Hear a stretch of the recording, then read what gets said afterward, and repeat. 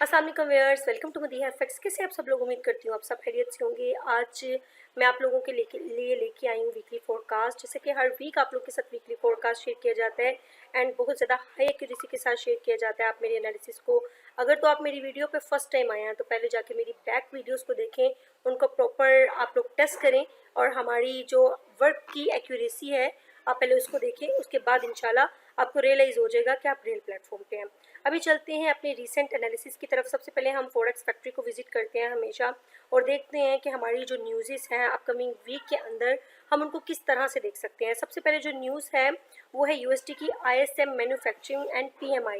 Basically ये एक ऐसा डाटा है like a institute of for supply management, a key economic indicator that the measure the performance of the manufacturing sector in the US। Basically ये एक ऐसा data है जिसमें आप new orders, employees, production, supply chain issues, ये सब इनका data पूरे मुल्क की, पूरे कंट्री के US का जो डाटा है वो PMI के अंदर और ISM के अंदर इन चीज़ों की बेस पर आता है। बेसिकली PMI एक परचेजिंग मैनेजर इंडेक्स है, another important economic indicator of course that the measure the performance of the manufacturing and the services sector। तो बेसिकली ये बहुत इंपॉर्टेंट डाटा है और मार्केट को काफ़ी ज़्यादा डायरेक्शनल करने की पावर रखता है। जॉब्स जॉब ओपनिंग, तो ये भी एक इम्पॉर्टेंट डाटा है क्योंकि इसमें US के अंदर देखा जाता है कि कितने लोगों को जॉब्स मिल रही हैं, कितने लोग बेरोज़गार हैं। तो ये डाटा भी बहुत ज़्यादा इंपॉर्टेंट डाटा है, इसमें भी हमें मार्केट के अंदर एक अच्छा मोमेंटम देखने को मिलता है। अगर हम थर्सडे की बात करें तो थर्सडे वाले दिन भी ADP non farm employment change का डाटा है, अनएम्प्लॉयमेंट क्लेम का डाटा है और ये सब डाटे काफ़ी ज़्यादा इंपॉर्टेंट डाटाज हैं। तो अपकमिंग वीक मुझे डाटाज़ के हवाले से और न्यूज़ के हवाले से काफ़ी ज़्यादा, फ्राइडे वाले दिन अगर हम देखें तो फ्राइडे वाले दिन भी काफ़ी ज़्यादा मेजर डाटास हैं। एवरेज ऑर्ली अर्निंग्स का डाटा है, नॉन फार्म एम्प्लॉयमेंट चेंज का डाटा है, अनएम्प्लॉयमेंट रेट्स का डाटा है। तो ये सब डाटे मार्केट के अंदर काफ़ी ज़्यादा पोटेंशियल लगते हैं। चलते हैं हम अपने टेक्निकल की तरफ के अपकमिंग वीक में हम टेक्निकली किस तरह मार्केट को देख रहे हैं, मार्केट का क्या बिहेव रहेगा टेक्निकली। तो आपने जैसा कि लास्ट वीक देखा होगा कि मार्केट में कैसा मोमेंटम क्रिएट हुआ आफ्टर न्यूज़ भी और न्यूज़ के अंदर भी, लेकिन फिर भी मार्केट अभी तक अपने इस लास्ट हाई को, जो कि ये लास्ट वैलिड रेजिस्टेंस और सप्लाई का जोन है, इसको मार्केट अभी तक ब्रेक नहीं कर सकी।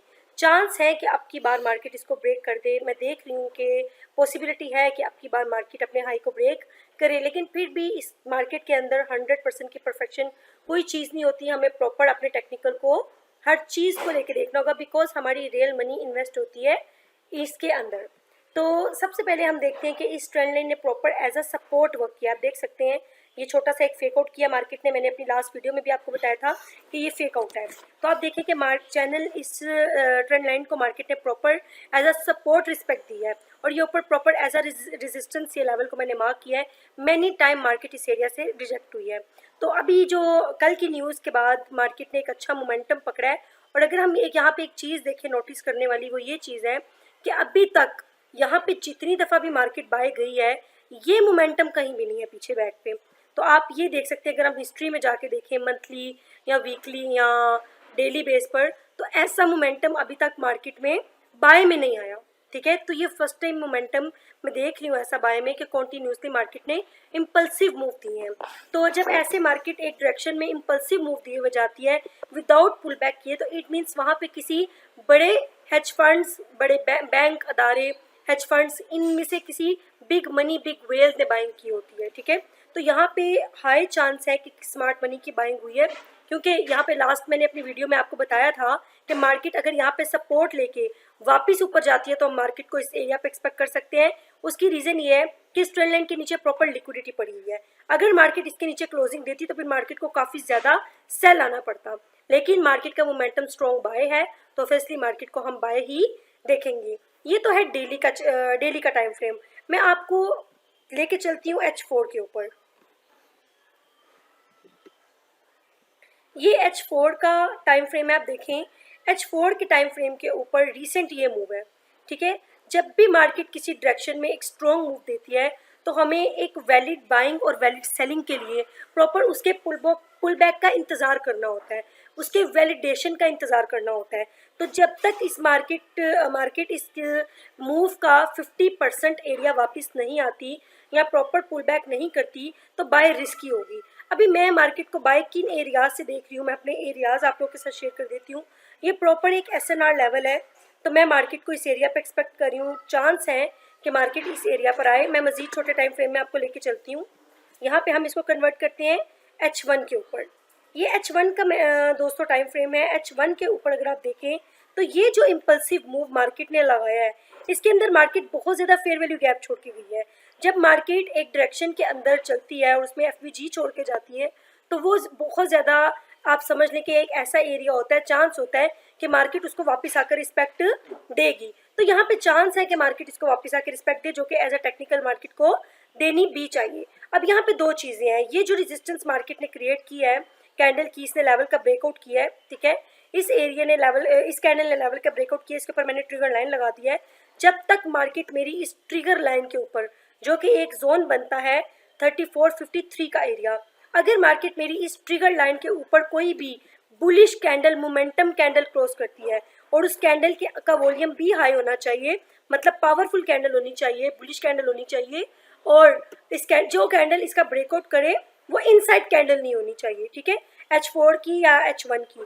तो हम गोल्ड को मजीद बुलिश देख सकते हैं। कहाँ तक देख सकते हैं, मैं वो लेवल्स भी आपके साथ शेयर करूंगी, लेकिन उससे पहले मैं गोल्ड को थोड़ा बहुत सेल एक्सपेक्ट कर रही हूँ। अब चांस है कि ये इस एरिया पे विक शिक लगाए, ठीक है। देखिए विक कंसीडर नहीं होती कभी भी, याद रखिएगा। हमेशा कैंडल की बॉडी की क्लोजिंग हमारे लिए मैटर करती है। अगर मार्केट कुछ इस तरह का हम लोग को दिखाती है पैटर्न के वापस ऊपर जा, आपको शो करिए कि मैं ऊपर जा रही हूँ, लेकिन बड़े टाइम फ्रेम पे मार्केट विक रिजेक्शन देके वापस लेवल के अंदर आके क्लोजिंग दे देती है। अगर आपको कोई ऐसा सिनेरियो लगता है, बनता है, तब भी आप इन फ्यूचर फर्स्ट बाइंग नहीं करेंगे। हम फर्स्ट प्रायोरिटी सेल को ही देंगे, क्योंकि रिट्रेसमेंट ज़रूरी है।